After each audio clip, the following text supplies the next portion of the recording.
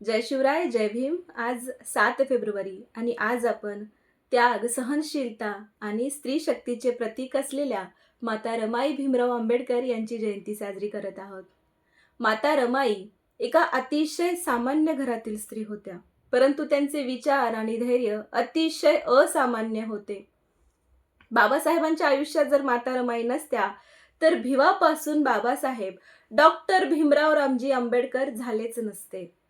बाबासाहेबांच्या रमाई केवळ पत्नी नव्हत्या, तर त्यांच्या आयुष्यातल्या त्या एक मजबूत आधारस्तंभ होत्या.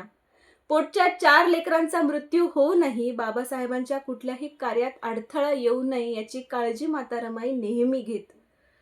माता रमाई या त्याग, संयम आणि निष्ठेचे एक मूर्तिमंत उदाहरण आहेत.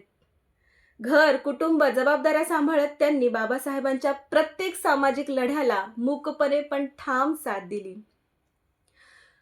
अनेक संकटे, आजारपण, अपमान आणि दुःख पचवत त्या कधीही खचल्या नाहीत. त्यांनी आपल्याला शिकवले की स्त्री ही फक्त सहन करणारी नाही, तर परिस्थिती बदलणारी शक्ती आहे. आजच्या काळातील प्रत्येक महिलेसाठी माता रमाई या आदर्श आहेत, एक प्रेरणा आहेत.